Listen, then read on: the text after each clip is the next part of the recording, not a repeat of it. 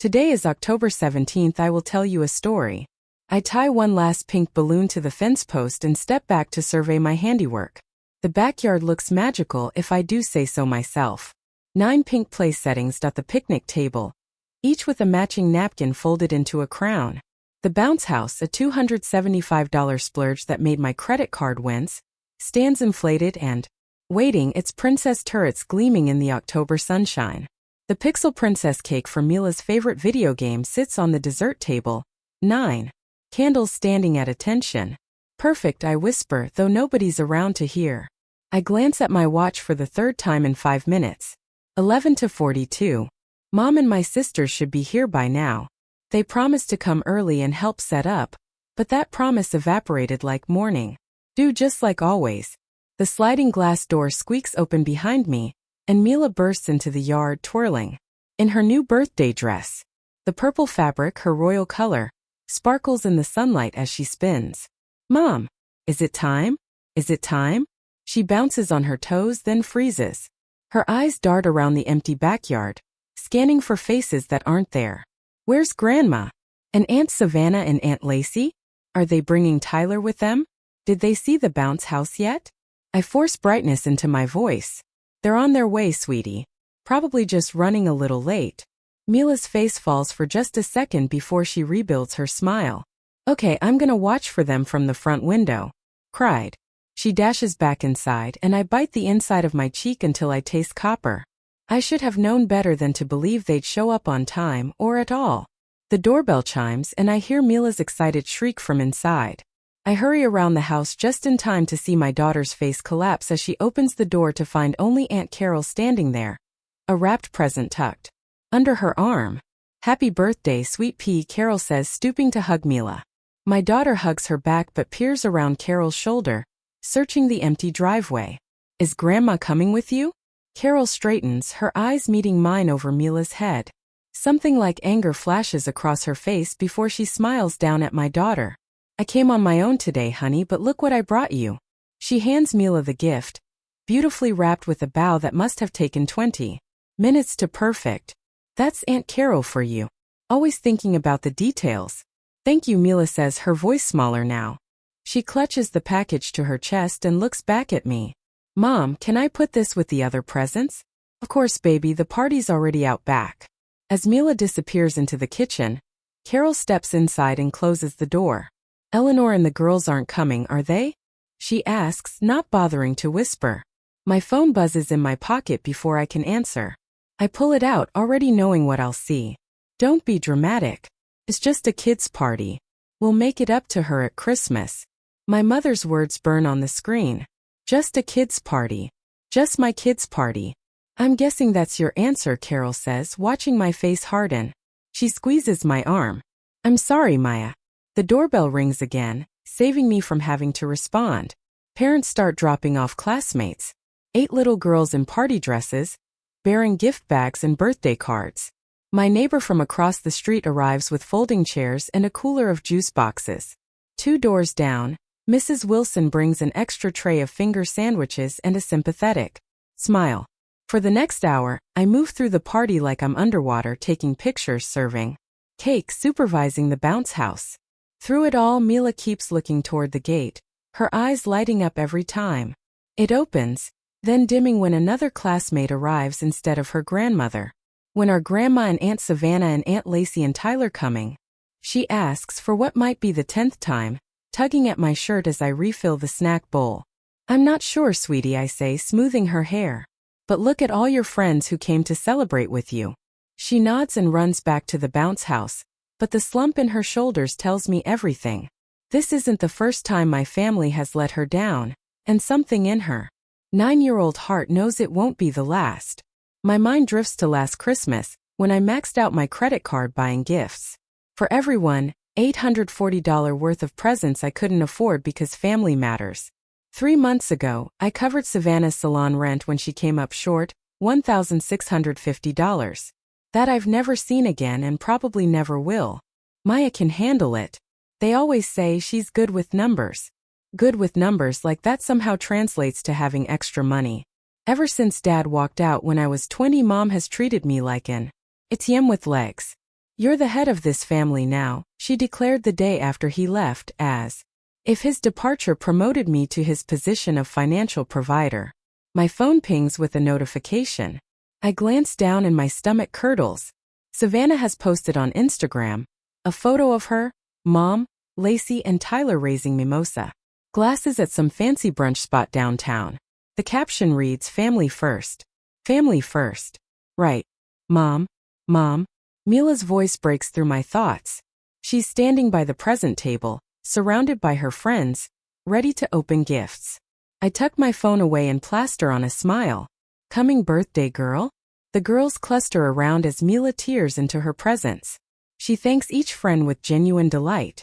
But when all the gifts are opened, she looks up at me, her voice trembling slightly. "Did Grandma forget my birthday?" The question stabs straight through my chest.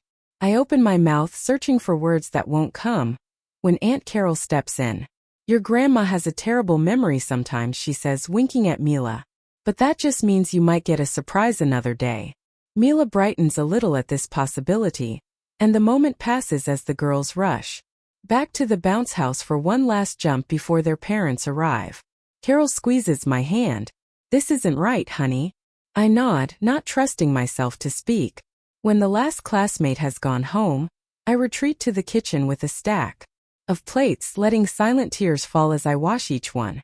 Through the window, I can see Aunt Carol helping Mila test out her new sidewalk chalk, their heads bent together over a rainbow taking shape on the driveway. My phone buzzes again. Another text from Mom. "Need $350 for a family emergency. Can you transfer it today?" The plate in my hands cracks as I grip it too tightly.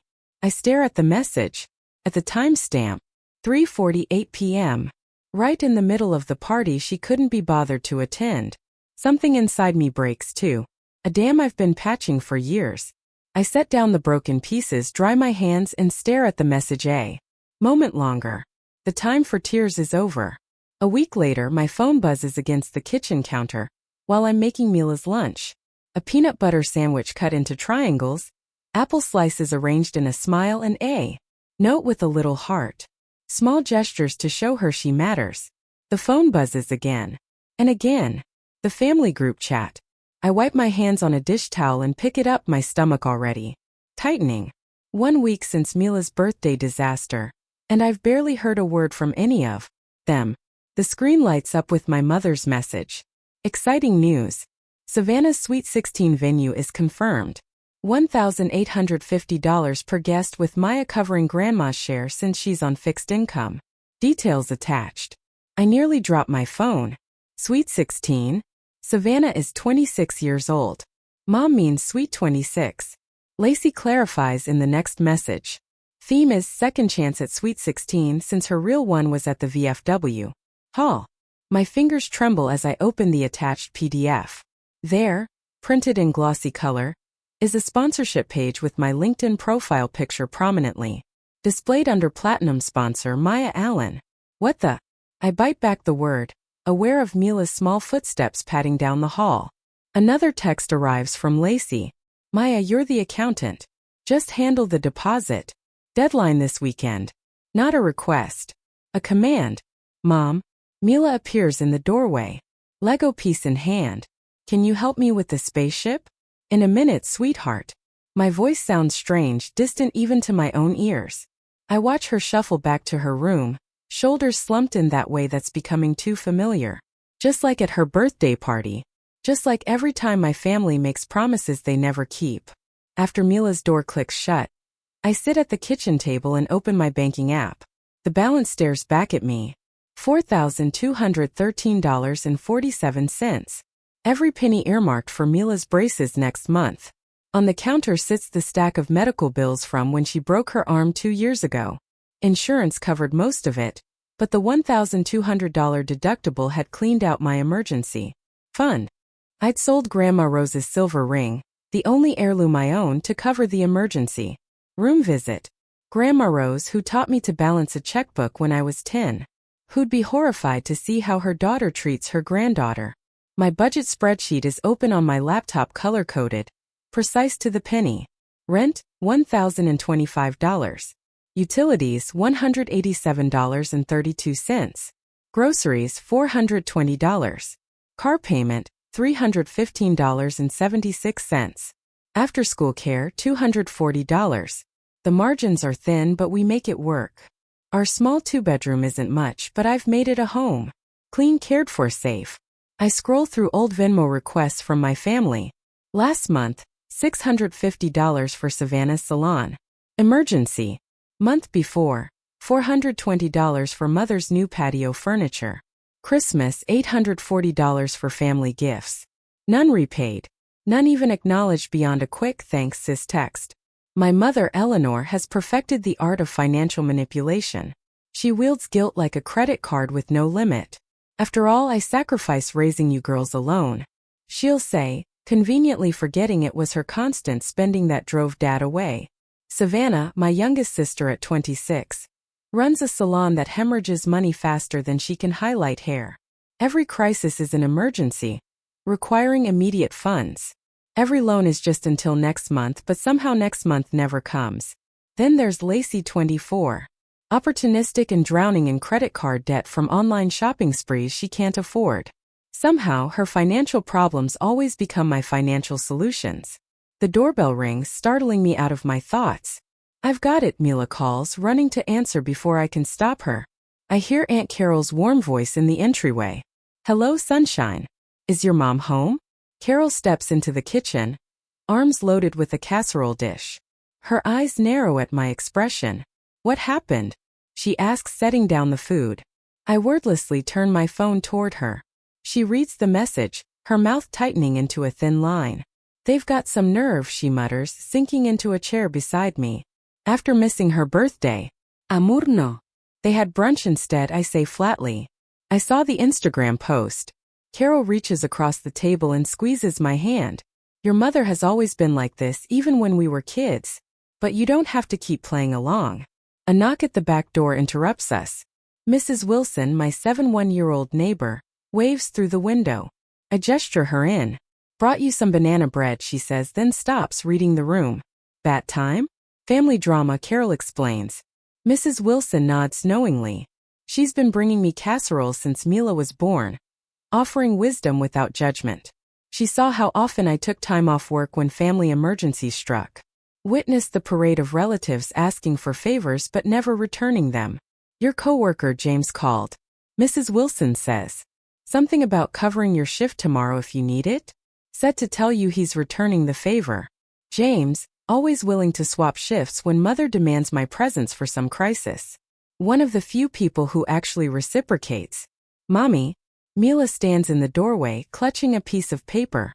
"Can I hang this on the fridge?" It's a school drawing labeled "My Family." Just two stick figures holding hands. Me and her. My throat tightens as I take the picture. "Of course, baby." While I'm finding a magnet, I notice the stack of thank you cards on the counter, handwritten by Mila herself for each friend who came to her birthday. Each one decorated with careful crayon stars. That night, after tucking Mila in, I pass her room and hear her small voice. "God, please make Grandma like me more." Something in me shatters. Back at my laptop, I find an email I wasn't meant to see forwarded inadvertently. By the hotel. The contract for Savannah's Sweet 16 was signed 3 weeks ago, before Mila's birthday. They'd known all along they wouldn't be coming. I open a folder on my desktop and create a spreadsheet. Every Venmo request for the past 3 years. The total makes me dizzy. $23,470. My calendar shows 14 vacation days taken for family events. Hospital visits when Savannah had minor surgery. Helping mother redecorate. Driving Lacey to job interviews she never showed up for.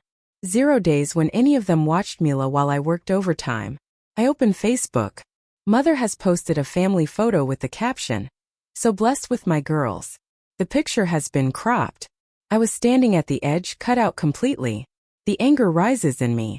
Not hot and explosive, but cold and clarifying. For the first time in years, I see the pattern with perfect clarity. I pick up my phone and open Venmo. The next day, I stare at the Venmo app on my phone. Fingers poised above the screen as if disarming a bomb. The kitchen chair creaks beneath me as I straighten my shoulders. My mother's latest demand glares from my email inbox. $1,850 for Savannah's Sweet 16. With me covering Grandma's share since she's on a fixed income. As if my income stretches like carnival taffy. The audacity burns through me like acid. They skipped Mila's birthday to plan this extravaganza. In the next room, I hear my daughter humming to herself, arranging her stuffed animals for a tea party. No cousins. No grandmother. Just fabric friends who never disappoint her. I tap the screen and create a new payment. The recipient field fills with my mother's name, and I enter the amount. $1. In the memo line, I type a single word. Congrats. My thumb hovers over the blue payment button. One press and everything changes. I think of Mila's face at her party, watching the gate, waiting for family who never arrived. I press send. The confirmation appears instantly. I take a screenshot and save it to a new folder on my phone labeled Boundaries. My lungs expand fully for what feels like the first time in years. The kitchen walls seem to widen around me. Mom, can we have spaghetti tonight? Mila calls from the living room. Absolutely. I answer. My voice steadier than it's been in months. By noon I've made 3 phone calls that should have happened years ago. The locksmith arrives at 2:15. A stocky man named Frank who whistles through his teeth as he replaces both front and back locks. The invoice reads $175 less than a single small favor my sisters typically request. All set, ma'am. Frank says, handing me 2 shiny keys. No one gets in without these now. While Mila naps on the couch, I create a spreadsheet documenting every loan my family hasn't repaid over the past 3 years. The total makes my stomach clench. $23,470. Enough for a decent used car. Or a year of community college. Or braces for Mila, with money left for a family vacation. My phone buzzes incessantly throughout the afternoon. I silence it after the 20th text. Instead, I draft an email to the hotel, hosting Savannah's event, attaching screenshots of correspondence proving I never authorized using my name or business credentials as a platinum sponsor. The hotel manager responds within an hour, apologizing for the confusion and confirming my name will be removed immediately. By evening, Mila and I sit at our small kitchen table twirling spaghetti and watching cartoons on the portable TV. She laughs at something silly on screen, tomato sauce dotting her chin. This is enough, I think. We are enough. The doorbell rings at 8:47 p.m. Through the peephole, I see my mother flanked by both sisters. Their faces contort with barely contained rage. Maya Allen, open this door right now. My mother's voice carries easily through the wood. I step back as the pounding begins. The new deadbolt holds firm. Is that Grandma? Mila appears behind me, her eyes wide. Yes, but she forgot to call before coming over, I say calmly. It's too late for visitors tonight. More banging. The doorbell chimes repeatedly. You can't hide in there forever, Savannah shouts. After everything we've done for you. My phone lights up with texts. You're betraying this family. How dare you embarrass us with the hotel? What kind of daughter acts like this? Through the peephole, I watch Mr. Patterson from across the street step onto his porch, arms crossed. The Rodriguez family peers through their blinds. My family has become a spectacle, but for once, I'm not scrambling to fix it. Should we let them in? Mila whispers, clutching my leg. No, honey. Remember our talk about people respecting our home? This isn't respectful behavior. The flash of police lights bathes the living room in blue. I close my eyes briefly. Of course they called the police. When I open the door, Officer Thompson stands on my porch. I recognize him. He coached Mila's soccer team last spring. Evening, Miss Allen, he says, his expression professional but kind. We received a call about a family dispute. Something about threats and a family heirloom being withheld. Behind him, my mother puffs up like a peacock.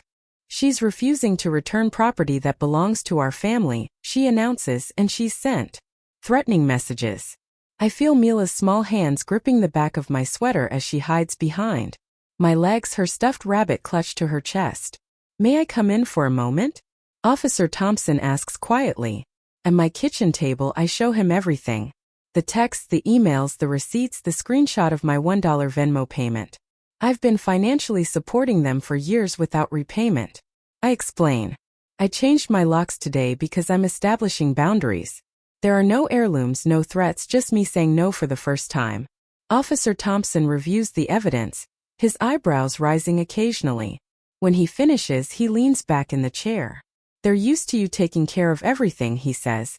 Now you're changing the rules. That's always hard for people to accept. He returns to the porch where my family waits, their certainty visibly diminishing as he speaks to them. Minutes later, they retreat to their cars, my mother's finger jabbing in my direction before they drive away. After checking the locks twice, I find Mila sitting on her bed, small legs dangling over the edge. Mom, she says, her voice barely above a whisper. Am I not important enough? Is that why Grandma and my aunts didn't come to my birthday? The question knocks the wind from me. I kneel to meet her eyes, taking her small hands in mine. No, sweetheart, you are the most important thing in the world. That's exactly why I have to protect you from people who don't value us. My phone buzzes on the nightstand. Another text from my mother. You'll regret this. Family is everything. I delete it without responding and tuck Mila into bed, pulling her comforter up to her chin. It's just us two. I tell her, smiling genuinely for the first time in days, and that's plenty. After she falls asleep, I check my phone one last time. A text from Aunt Carol appears. You did the right thing. They're furious, but truth is on your side. Another message from Mrs. Wilson next door. Those brownies cooling on my counter aren't going to eat themselves. You fought the right fight today. My coworker James. Need extra shifts to rebuild savings? I can swap Tuesday for your Saturday. An email from Mila's teacher. She seems happier this week. Everything okay at home? I set my phone aside and breathe deeply. The house feels different tonight. Lighter somehow. As if the walls have stopped pressing inward. I've been so focused on building a family that I never noticed a community forming. Around us, brick by brick, person by person. Tomorrow will bring new challenges. But tonight, for once, I sleep without the weight of impossible expectations crushing my chest. My phone buzzes at 6:30 a.m., jolting me awake before my alarm. I squint at the screen, my stomach dropping when I see Savannah's name. Not a text. A Facebook notification. Savannah Allen mentioned you in a post. I tap the notification with my thumb, already knowing what I'll find. Her profile loads, revealing a paragraph-long status update. When toxic people show their true colors, some folks pretend to care about family until they're asked to contribute. Then suddenly they're too good for the rest of us. Guess money means more than memories to certain people. 17 comments already. Most from extended family and high school friends I haven't spoken to in years. So sorry you're going through this, sweetie. Blood isn't always thicker than water. You're better off without negative energy in your life. I scroll through the comments, each one a tiny needle. Nobody asking for my side. Nobody questioning why I might have sent that single dollar. Just automatic assumption that I'm the villain in this story. The bedroom door creaks open and Mila peeks in, hair tousled from sleep. Mom, are you okay? I lock my phone and paste on a smile. Fine, sweetie. Just checking emails. She believes me, thank goodness, and pads back to her room. I wait until her door clicks shut before opening Facebook again, my finger hovering over the comment box. Paragraphs form in my head, explanations, defenses, receipts, evidence stretching back years. Instead, I type 5 words. I wish you all well. Then I log off, shut down the app, and slide out of bed. The kitchen feels different this morning. Lighter somehow, despite the social media assault. I pour cereal for Mila, make coffee, check her backpack for homework. Normal routines that suddenly feel revolutionary, without the weight of pending family demands. My phone rings while I'm washing dishes, a number I don't recognize, but the area code is familiar. I almost let it go to voicemail, then answer at the last second.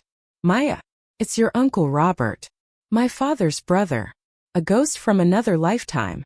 Uncle Robert? I haven't heard from you since your high school graduation. I know. His voice sounds older, rougher. I heard what happened with Eleanor and the girls. My shoulders tense. How? Small town, plus your mother called me trying to recruit allies, I suspect. A dry chuckle rumbles through the speaker. Thought you might like to know you're not the first person she's done this to. The dish I'm rinsing nearly slips from my fingers. What do you mean? Why do you think your father left?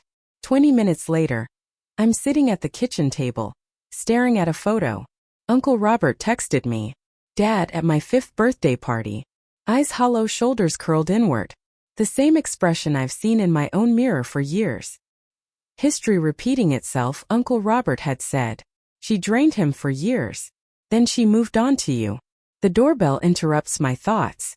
I open it to find Mrs. Wilson from 2 doors down, holding a casserole dish. Chicken and rice, she says, pushing it into my hands before I can object. The ladies from Street Marks will be by with more tomorrow. Mrs. Wilson, that's really not. We've all been watching. She cuts me off, her voice firm but kind. Some of us have been exactly where you are. Family can be wonderful or it can be quicksand. Before I can respond, she touches my arm. There's a rotation of us keeping an eye out when certain cars drive by, just so you know. She leaves before I can thank her properly, the warmth of the casserole dish seeping into my palms. I place it on the counter and notice an envelope that must have been tucked underneath. Inside is a $200 gift card with a simple note. For Mila's needs. No name. No strings attached. Just kindness without expectation of return. The contrast knocks the wind from me. I sink onto a kitchen chair. Tears blurring my vision. These neighbors owe me nothing. We exchange waves at mailboxes and occasional small talk about weather. Yet here they are, forming a protective circle while blood relatives wage digital war. That evening, after Mila's asleep, I pull out my budget spreadsheet. For the first time in years, I recalculate without factoring in family emergencies. The numbers shift before my eyes, revealing an extra $732 monthly that's been disappearing into the black hole of my family's demands. $732. Enough for Mila's braces with some left over. Enough for the education account I've been dreaming about since she started kindergarten. Enough for a modest vacation at the lake this summer, where she can make memories that don't include waiting for relatives who never show up. I stare at the numbers, my breathing growing steadier with each inhale. Then I open a browser and research savings accounts for education.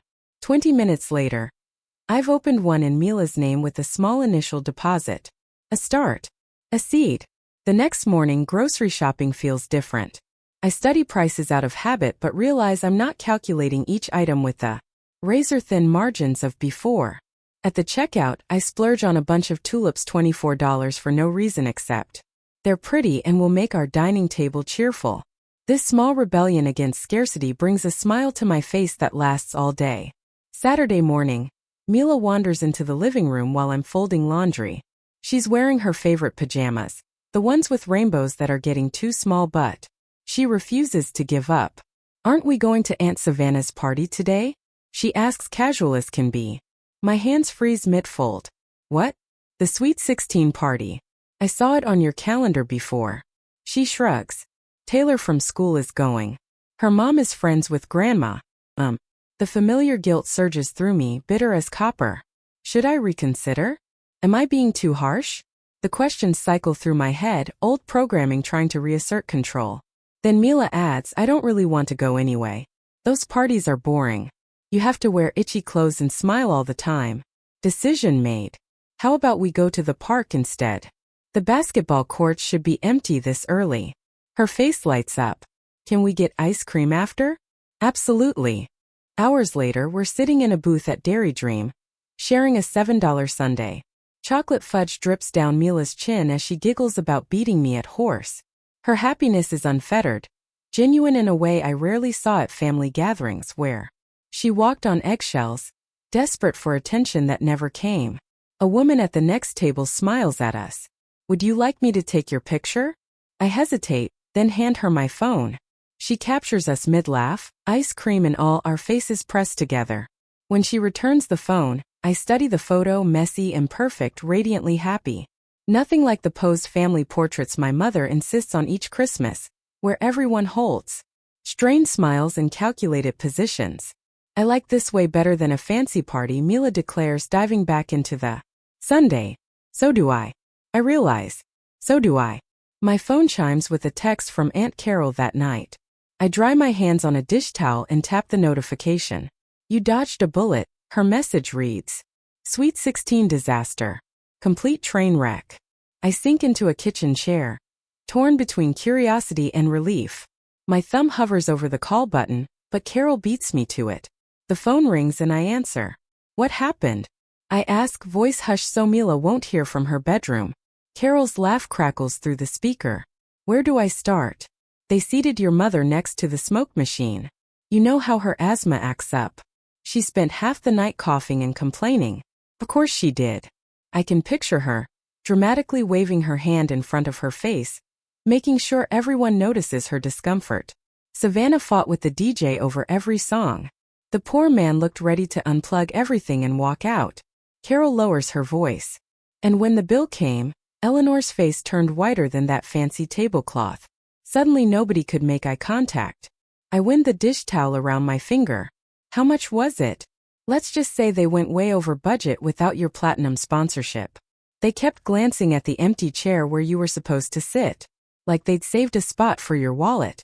A small, vindicated smile tugs at my lips before guilt squashes it. I shouldn't be happy about their misfortune. It's not misfortune when you design a party around someone else's bank account, Carol says. Firmly. It's consequence. The next morning, I'm organizing files at work when a shadow falls across my desk.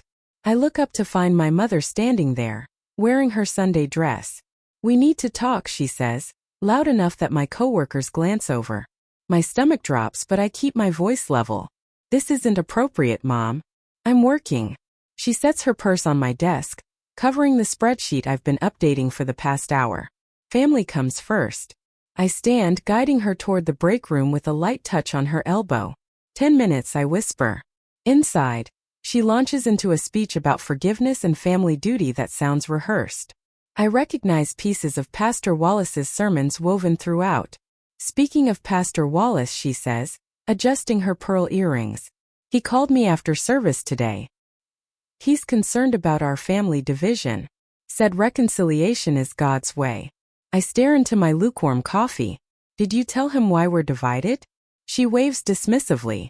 Details don't matter when family is involved. They matter to me. That evening, an envelope was waiting in my mailbox. No return address. Inside, a handwritten note reads, Children need their grandmother. Think about what you're doing to Mila. The next day, Savannah's husband calls. Just give them what they want, he pleads. Peace is worth the money, Maya. Then comes the Thanksgiving invitation. Cream cardstock with gold embossing. A handwritten note at the bottom. Water under the bridge if you contribute $750 for the venue. I place it on the counter beside Mila's school photo. Her smile has returned these past weeks, brighter than before. After tucking Mila into bed that night, I sit at the kitchen table with an old family photo in my hands. Christmas. 7 years ago. Dad was still with us then. Mom hadn't yet assigned me his financial responsibilities. We're all smiling, though I remember the argument that erupted 10 minutes after this was taken when Dad questioned the credit card bill. My phone sits beside me, Mom's number highlighted. One tap would reconnect us. One call could smooth everything over. Just another check.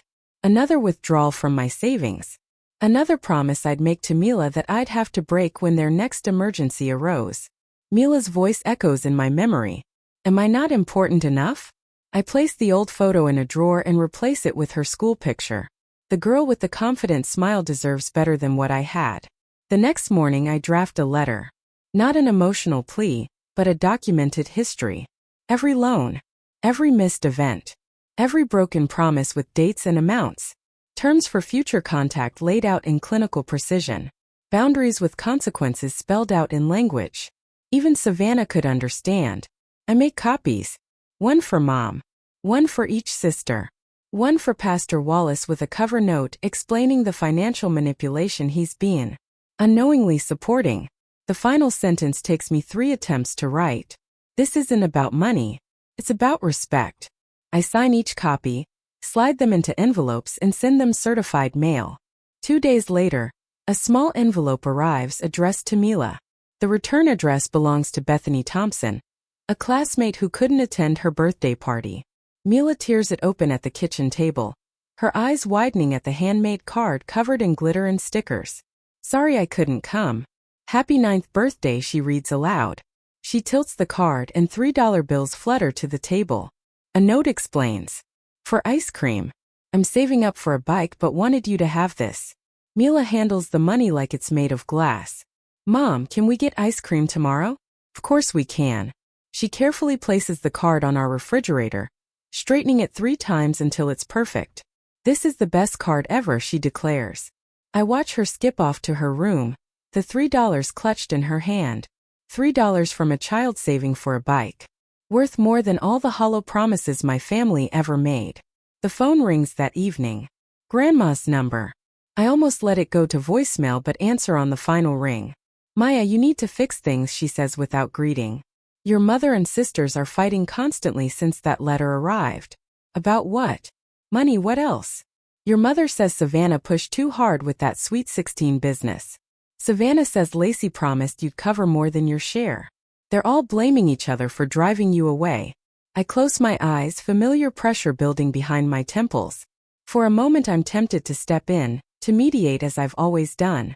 Instead I take a deep breath. I'm not responsible for fixing adult relationships. But you've always been the sensible one. Grandma insists. Yes, I say, watching Mila through her bedroom doorway as she arranges her stuffed animals. For a tea party. That's why I'm making a different choice now. I balance on a wobbly stepladder, roller in hand, as soft yellow paint transforms our living room wall. 2 months since I sent that $1 Venmo payment and the world hasn't ended. In fact, it's gotten brighter literally. Mom, you missed a spot. Mila points with her brush to a patch near the ceiling. Her purple t-shirt bears splatter marks like tiny yellow stars. Got it, eagle eyes. I stretch higher, rolling paint over the stubborn white square. What do you think? Better than the old beige? Way better, Mila says, attacking the baseboards with the focus of a surgeon. It's like sunshine inside. The front door opens and James from work pokes his head in, carrying a bookshelf. Under one arm like it weighs nothing. Special delivery, he announces. Where do you ladies want this? By the window, I say, climbing down. You didn't have to build it yourself, James shrugs. What else would I do with my weekends? Watch golf. His laughter fills our small house, a sound that once would have made me tense, expecting my mother's judgment about male visitors. Now I just smile and help him position the oak shelves where afternoon light will hit them. Later, Mila arranges her books by color while I stand back, admiring our handiwork. The calendar on the fridge catches my eye, movie night. Written in Mila's crooked handwriting for Friday, park day for Sunday. No family obligations, no emergency loans. The tension I carried in my shoulders for years has melted away, leaving room to breathe. Mrs. Wilson called. Mila says, carefully placing her Harry Potter collection on the middle shelf. She wants to know if I can come over tomorrow for knitting lessons. Do you want to go? Mila nods, her eyes bright. She says I have natural talent. Then absolutely. I tuck a strand of hair behind her ear, leaving a smudge of yellow paint on her cheek. Sorry about that. She giggles, deliberately touching my nose with her paintbrush. Now we match. 2 weeks later, Mila stands in front of her 3rd grade class, holding a poster. Board titled My Hero. Her teacher, Mrs. Langston, emailed me about the project, but I wasn't prepared for the lump in my throat when Mila unveils her work. 2 stick figures hold hands against a crayon sunset. Above them, careful letters spell out, my mom taught me that love doesn't hurt. That evening, a note arrives from Mrs. Langston. Mila seems so much more confident these days. Whatever you're doing, keep it up. I place the note on our refrigerator with a magnet shaped like a sunflower, right? Next to Mila's drawing. Christmas cards arrive, including one with my mother's handwriting. Inside, guilt drips from every line. Families should be together during the holidays. We've all made mistakes. Savannah's text arrives next. I miss my niece. Tyler asks about her. Then Lacey emails about a family healing retreat in Arizona. The price tag, $2,300 per person, makes me snort coffee through my nose. I read each message twice, waiting for the familiar twist of shame and obligation in my gut. Nothing comes. Just calm clarity as I type a single response to all 3. We've moved forward. I wish you well. Our Christmas tree stands 4 feet tall in the corner, adorned with popcorn strings and ornaments Mila crafted at school. The presents beneath it aren't expensive. A new sketchbook, colored pencils, a telescope found at a garage sale, but they're wrapped with care. each tag written in my best handwriting. Mrs. Wilson brings apple cider. James arrives with a casserole that's more cheese than vegetable. Aunt Carol drives 3 hours to join us, bearing homemade cookies and genuine hugs. I brought something else, Carol says, handing me a leather-bound album. The first page reads, Our family of 2 in her elegant script. It's beautiful, I whisper, touching the embossed cover. Room to grow, she replies, nodding toward our guests laughing in the kitchen. January finds me joining a support group for single parents at the community center. February has me volunteering at Mila's school once a month. Uncle Robert, Dad's brother, sends occasional postcards with encouraging notes from his travels. We're building something new, brick by careful brick. As another October approaches, bringing Mila's 10th birthday, I plan a simple celebration. A picnic in the park. A homemade cake. Friends who actually show up. The mail brings a surprise, a card from my mother containing a crisp $50 bill. With no strings attached. No demands. No guilt. Just happy birthday, granddaughter, signed in shaky script. I consider returning it, then slide it into Mila's birthday fund instead. Boundaries don't mean cutting people off entirely. They mean controlling the terms of engagement. Tonight, after Mila falls asleep, I sit at our kitchen table writing in the journal Aunt Carol gave me for Christmas. The words flow easily. Real family isn't defined by blood, but by the people who show up when it matters. I glance up at our wall, where a new photo hangs in a simple frame. Mila and me, flanked by Aunt Carol, Mrs. Wilson, James, and Uncle Robert at the park last weekend. Below it, a small wooden plaque reads, Our family. The house is quiet except for Mila's peaceful breathing from the next room. I close my journal feeling something I haven't felt in years. Home. Please comment to contribute your ideas. And don't forget to click the follow button to receive the earliest notification from my next videos. I will accept and edit all contributions. Thank you for listening to my story.